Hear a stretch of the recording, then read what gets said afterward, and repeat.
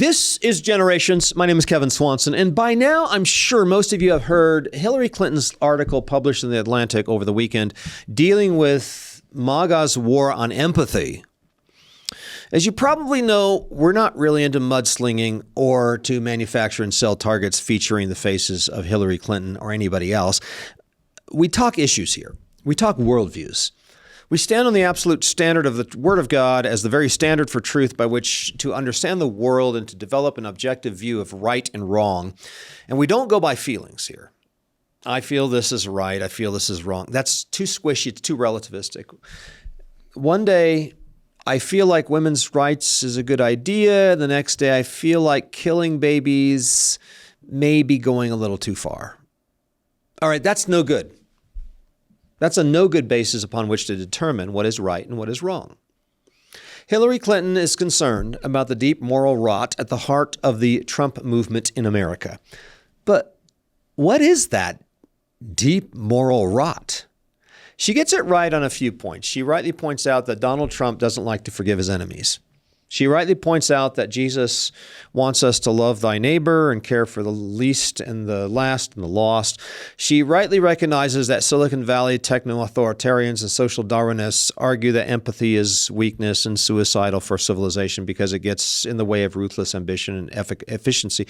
She rightly points out and laments the demise of the decrepit, dead, and dying liberal churches in America when she says, the United Methodist Church split by deep disagreements over gay rights. Many conservative American congregations seceded and joined the traditionalist congregations in Africa and elsewhere to form a separate, less inclusive church.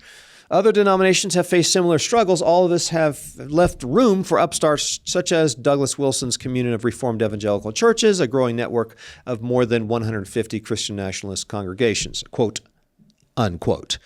She rightly writes that the Bible has at its core the story of people committed to welcoming aliens and strangers because they themselves were aliens and strangers, and to defending the oppressed because they themselves were once oppressed. Okay, she rightly summarizes Neil Postman's book, Amusing Ourselves to Death, which argued that television was corroding American society and democracy, and that he bemoaned how religion and politics had been reduced to shallow entertainment as a distracted public lost the ability to think clearly and debate rationally. She rightly condemns the decadence of Caligula and the cruelty of Nero, old Roman Caesars. But as they say, the devil is in the details. Turns out Nero was persecuting Christians and conducted the first homosexual marriages in history. I don't know if she remembers that. Caligula committed adultery and kept a harem and maintained the reputation of Bill Clinton. She was wrong when she says there is goodness in everyone. That's the wrong worldview. That's not a biblical anthropology. She's also wrong when she rejects God's law as the standard by which to define love. She continues to advocate her basic agenda, which she says is women's rights and gay rights. That's what she's all about. She's also willing to put up with sins on the left as long as they promote her agenda of women's rights and gay rights. Evidently, she is okay with putting up with the sins of her husband as long as he advocates women's rights and gay rights, I guess whatever that is. She's right there with the guy who started by loving his neighbor and ended by loving his wife. Hillary Clinton likes slippery terms because she can use them to form her own ethic apart from a biblical construct of right and wrong. But above all, Hillary Rodham Clinton really likes empathy. The article is written in defense of empathy, which is defined as vicariously experiencing the feelings, thoughts, and experiences of somebody else. The highest ethic for the left and for much of America today is to feel. Yeah, to feel, that's it. Almost every sentence begins with, I feel, or I feel your pain. I'm sure you've heard this. Have you ever heard this? I feel like this. I feel that killing babies is right most of the time. I feel like that. I feel like that. Now, friends, this is the worldview of Romanticism, which is the doorway into the irrational worldview of the relativist. It's a worldview of most Christians today, evangelical, liberal, whatever. The worldview that places feelings and experiences over reason and truth. It's just one more demonic worldview that's foisted upon us every day. In almost every conversation, the workplace, and almost every media segment, don't we get this? Empathy. By the way, there is a place in the body of Christ to weep with those who weep and to rejoice with those who rejoice. But Hillary Clinton wants the state to be full of mercy and compassion. She says that. We got to be full of mercy and compassion here in the state. She defines Trump's immorality primarily as not being empathetic enough, not being nice enough. I guess he's sort of rude to people, and he uses the sword on what he perceives to be bad guys. That doesn't feel nice. That's not compassionate enough. So defining morality by God's law would be a good start for Hillary Clinton. But then also, the state or the government is not an institution of mercy and empathy. There's no getting around that. There is a time to kill. The magistrate does not use the sword in vain. He is God's minister and avenger to execute wrath on him who practices evil. It's Romans 13, verse 4. It did not show up in the op-ed piece from Hillary Clinton.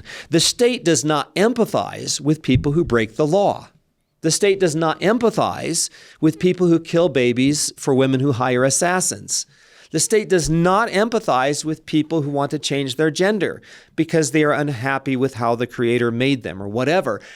Now, we may take issue with border policy in terms of how many people get to come into this country to take advantage of our welfare systems, our government handouts, and the redistribution of the wealth. But people who break the rules are still subject to the law of the land. The state's job is not to empathize with their pain if they're arrested for breaking the rules. That's not the job of ICE. Now, what about empathizing with ICE agents who have a really hard time doing their job on any given day because of protesters getting in their way? What about that kind of empathy? It's a little tongue-in-cheek there, just for a moment. Please forgive me. Empathy is not the master ethic, though. This is my point.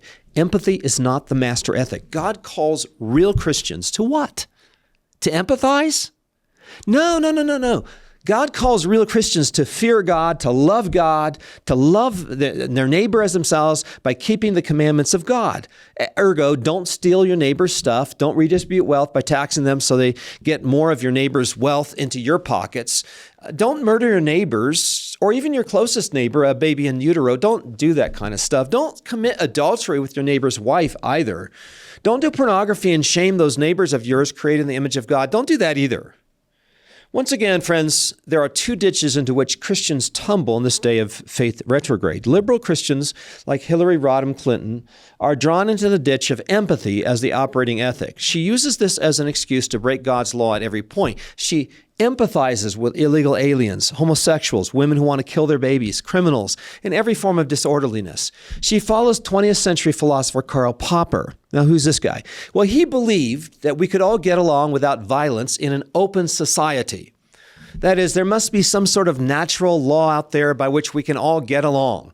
The ethic turned into relativism, maximal individual freedom to every form of immorality, and the jettisoning of all traditional morals that might unify a nation.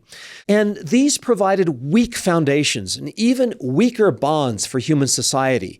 This worldview reverts to either a loose libertarianism or to a weak nationalism, and consequently to a totalitarian internationalism and a world government, which is their eventual goal.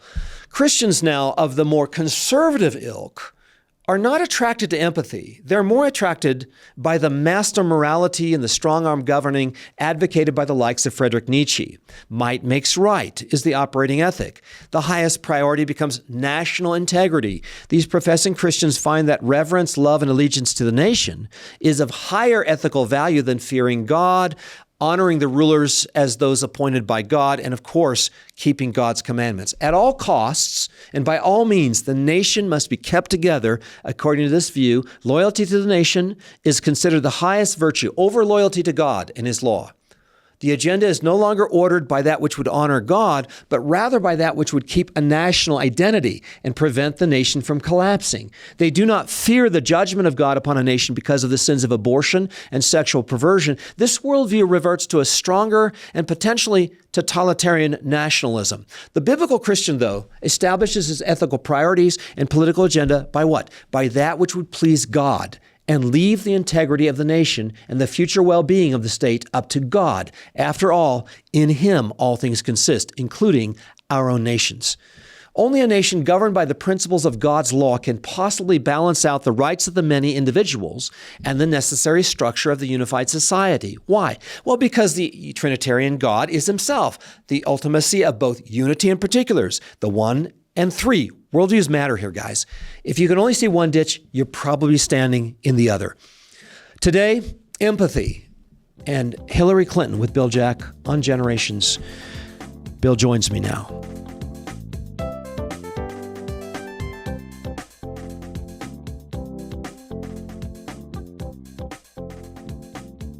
Kevin, somebody needs a hug. Come over here. Come over here. No, come no, on. no, no, come no, on. not come on. right now. Come Not on. right now. Not right now. They confuse compassion and empathy. They make it an emotion driven rather than a fact driven, rather than a biblically based driven movement. So, let's say if I have a loved one who passed away. Right. And you did at one point. And I felt some empathy towards you, and that's appropriate. That's appropriate. But let's say that I'm in the business of killing babies, or I'm wanting all these illegal aliens to just continue living in America and go on breaking the rules, like not submitting at all to the civil magistrate. To which you would say what? You would say you're not empathetic. You're not empathetic to those who are paying taxes. They go to support those who are not paying taxes. You're not empathetic to those whose jobs have been replaced by those from entering the country illegally and working at a lesser rate. So you're not being empathetic to business owners. You're not being empathetic to...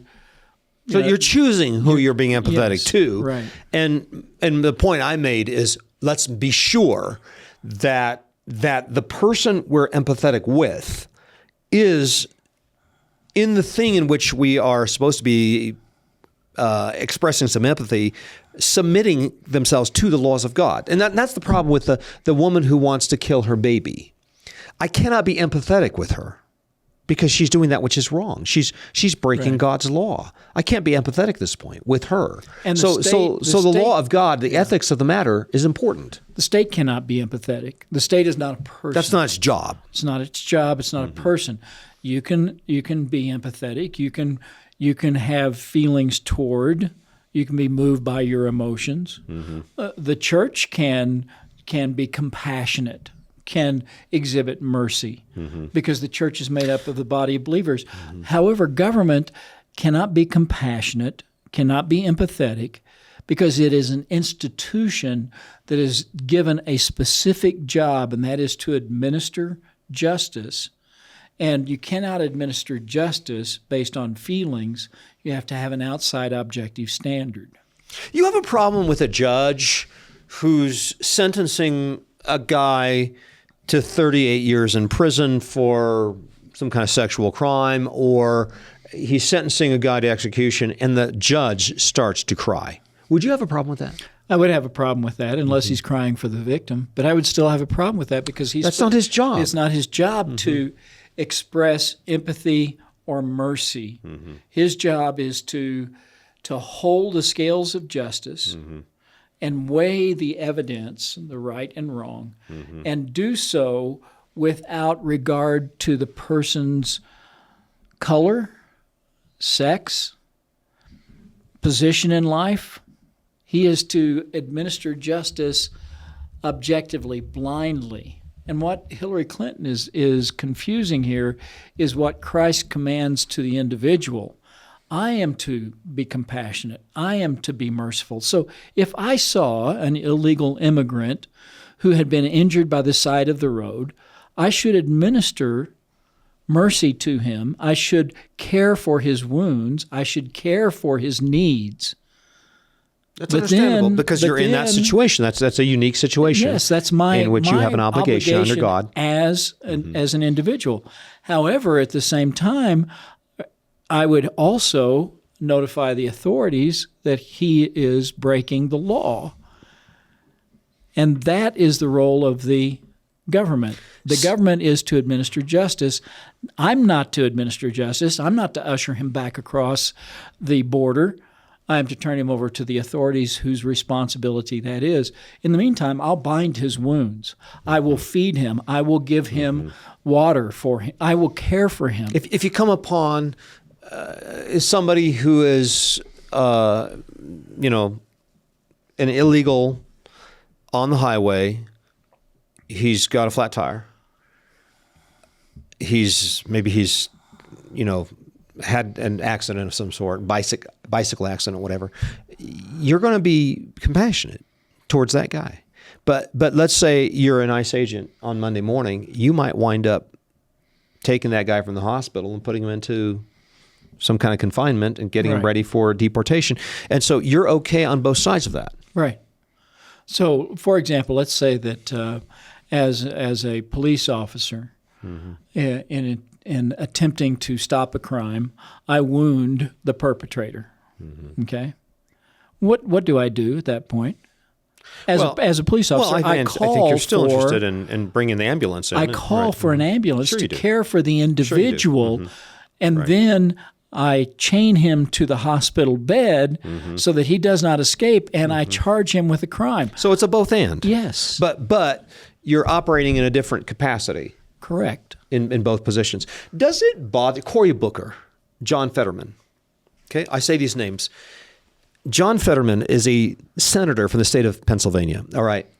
He's always breaking down to emotional outbursts. He cries constantly. Cory Booker, same thing, wipes tears after delivering impassioned Senate speeches. Something wrong with that. I mean, you sense there's something wrong with that? Because he's in the capacity of a magistrate. Right. It's okay to weep over those who weep on a Sunday morning in the church service. Right. But it seems to me there is this empathy that's coming out of the Democratic Party, and it's out of control. It's just something wrong with that. You get that feeling? Okay. You feel that way? Let me go to a clear example. Just recently, the Grammys, and Billie Eilish, recording artist, said no one's illegal on stolen lands. No one's illegal on stolen land. I'm not even sure what that means. What does that mean? What she was indicating is that all of the United States has been stolen by European, those of European descent, and they've taken the land from American Indians, from Native Americans. Now, this from a woman who has a $3.5 million mansion on the coast of California, which sits on tribal lands originally. Right. And so what ironically has happened is that there is I think it's a chief of that particular tribe who is now calling for Billie Eilish to turn over her mansion to him. These are people who give slogans, but have no action underneath them. Just a ton of hypocrisy. And that is exactly what Hillary Clinton is doing. She is saying, we need to be compassionate. What compassion has she shown to anyone? Can she give? I want her to release the donations she's made to charitable organizations. I want her to tell me how often she's served in a soup kitchen, how often she's taken someone into her home while preaching at me. That is the height of hypocrisy. Now, yes, everybody's a hypocrite. We all fall prey to hypocrisy. And I'd like to say there's two kinds of hypocrites, those who admit it and those who don't. Yeah, Lord, be merciful to me, a sinner. We better be falling down on our knees on every Sunday morning saying, hey, there's hypocrisy in my life as well. But I don't get that from Hillary Rodham Clinton either. Here's the thing. We're not discussing Hillary per se. We're discussing her worldview. Sure, okay? Ideas, right. Great minds discuss ideas, average minds discuss events, and small minds discuss people. Yeah, right. But people convey ideas. Sure. So this is an example of a person whose worldview does not match her rhetoric. I want to read a segment from her article in the Atlantic magazine. And here it is, on empathy. Hillary Rodham Clinton writes this. Empathy won't destroy civilization. Indeed, it just might save it. We can debate policies, we can debate theology, but if we give up on empathy, We give up on any real chance of coming together to solve our problems. If there was ever a Karl Popper line, this is it. Empathy does not overwhelm our critical thinking or blind us to moral clarity. It opens our eyes to moral complexity. It's not a sign of weakness. It's a source of strength. Now, what she's saying is the greatest of these is empathy. Yeah. To which we would say, I mean, if you want to use biblical answers to these questions, again, this program is about going to the source of truth, God himself, and saying, okay, we got a lot of ideas floating around out there, but what does God say about this? It turns out the greatest of these is love, not empathy. But then when you think about love, you think to yourself, what is love? Well, Jesus said, if you love me, keep my commandments. Seems to me there's a fair amount of law connected to love here. And this is one reason why, Bill, you know I'm pretty passionate about this, because I think this affects as many evangelicals as it does these liberals that come out of the United Methodist Church. I think it's the same problem. That's why I wrote the book Strong, because I want to bring back a strong sense of gospel and law such that people understand how critical it is to define love by keeping the commandments of God. John 14:21, he who has my commandments and keeps them, it is he who loves me. John 14, if anyone loves me, he will keep my word. John 15:10, again, Jesus, if you keep my commandments, you will abide in my love. 1 John 5:2 and 3, by this we know that we love the children of God when we love God and keep his commandments. So how would we love the children of God? How would we love others, people, which apparently she's interested in loving neighbors. That's a big part of her essay here. So if Hillary Clinton wants to be sure that we're loving our neighbor, loving the children of God, 1 John 5:2 and 3 says exactly what's involved here. By this we know we love the children of God, when we love God and keep his commandments, for this is the love of God, that we keep his commandments, and his commandments are not burdensome. So she's missed this, and she misses it because she will not define love by keeping the commandments of God. That's why I like to come back to the Kipling poem all the time. He started by loving his neighbor. Ended up by loving his neighbor's wife. By loving his wife. Yeah. So, it's the idea of this really blurry, kind of fuzzy concept of empathy and love, such that you can make it define anything, to the point where I guess Hillary Clinton may wind up loving the world and loving, the neighbor by killing Jews and by slaughtering babies in their mother's wombs and by whatever. I mean, she could define it any way she wants to, because she's not going to define it by how God defines it. There's no objective outside standard. Romans 13:8, owe nothing to any man except to love one another. And then it goes on to list 4 of the 10 commandments. If I love my neighbor, I won't steal from my neighbor. I won't kill my neighbor. I won't defame my neighbor. I won't lie about my neighbor. So there's an objective standard. It is not a gushy-mushy feeling. It is an act of the will based on a standard, and that standard is God's word. How do I know that I'm loving my neighbor? Well, I've got this objective standard. Now, does it bring up emotions? Yes. But you don't lead with emotions. You lead with, am I doing what is right, what is just? What's the most loving thing? I tell students this all the time at camp and at the Crux, Worldview Crux. What's the most loving thing one can do for his neighbor? And the answer is tell him the truth. Tell him the truth. If you were running toward a cliff in a fog, and you didn't know the cliff was there, and I come out of the fog. At that point, Bill, I need empathy at that point. I need empathy. No, what you need I need empathy at that point. I need you to feel really bad for me. You need me to tackle you. You need me to give you a big hug. That doesn't feel like empathy. That doesn't feel like empathy to me. Say we tumble across the ground and you skin your nose off your face, break your arm. Are you going to be upset with me? Yeah, I'm going to say, where's the empathy here, Bill? Where's the empathy here? Until you find out that I just saved your life. Sometimes love hurts, okay? To speak the truth to the one you love is the most loving thing you can do, but sometimes it is hurtful. What did Jesus say to the woman who caught in the act of adultery?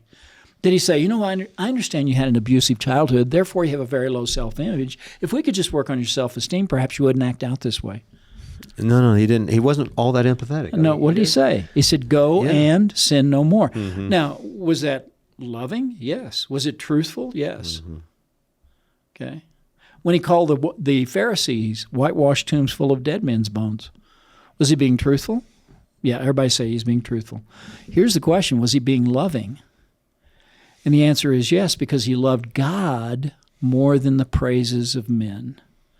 We are to love God's law, and in doing so, we proclaim the truth, even if it hurts people's feelings, because we love people enough to do so, because they are the images of the Creator. They're worth pursuing. They're worth confronting with truth and grace. Truth and grace. I think it was Francis Schaeffer who said that there's the holiness of God and there is the love of God. And we tend to fall as individuals on one side or the other. Okay, I know where I tend to lean. But each is a distortion of the true character of God. He's perfectly loving. He's perfectly just. Mm-hmm. He's holy, and he's merciful. But we tend to distort. We tend to tip towards one side or the other, and when we do so, we distort the character of God. That is what Hillary Clinton's article has done here. She has distorted the character of God, and her worldview is showing through. And it needs to be debunked, it needs to be dismissed, and it needs to be confronted. I'm not going after her. I'm going after her ideas. And Bill, ideas have consequences. These ideas are dangerous. They're deceptive. They're demonic. This is my big takeaway as I read articles that evidently are influencing the entire world right now, certainly the Western world. And as I read these ideas, I think to myself, this is twisted. She's twisting. She references God, Jesus, the Bible throughout her entire article. There is something extremely dangerous, deceptive, and demonic about what she's doing here. There is an acceptance of certain portions of Scripture, but a refusal to deal with Romans 13, a refusal to deal with God's law, a refusal to define ethics by the commandments of God. And I'm afraid that this is the kind of thing that's going to bring about great destruction upon the earth if we don't properly discern this kind of stuff. She trusts in the goodness of men. She says, I believe in the goodness of all men. But that's probably the most dangerous thing about her. She trusts in the goodness of men, acts real nice to everybody until it's time not to be nice, at which time she turns into a tyrant like Jezebel. Hillary presents herself as this amazing, empathetic person until she puts Christians in prisons and using torture on her political enemies, and then puts 100 million babies to death. At that point, suddenly all this niceness just comes away, and we discover that what was behind the nice facade was the face of a demon. Right. And this is the thing that scares me a little bit. I mean, it certainly gives me a sense of watchfulness and concern and apprehension. And I think we need to be that way as Christians. We need to discern these kinds of things, friends. And that's why I wrote the book Strong. I'd recommend that. It's just a little book. It's about 120 pages. I boiled it down as best I possibly could, such that you would get the thrust of a message that addresses what I believe to be the major issue of the day. And that is, we have this weak, broken down form of theology that ultimately will bring about great destruction upon churches and upon our nation. That's why I wrote this book Strong. I recommend it to you. And it's available right now at generations.org. Just a short little book. Get a copy for yourself. Do a little Bible study with it. We have a group of young men doing a Bible study through the book Strong right now in our church. I'd recommend it for you. Get a copy of the book Strong at generations.org. If you need more copies of it, just simply email us at mail@generations.org, and we'll get you a box of the book Strong, now available at generations.org. This is Kevin Swanson and Bill Jack, and we want to invite you back again next time as we continue to lay down a vision for the next generation. This has been a production of the Generations Media Network. For more information, go to generations.org/media.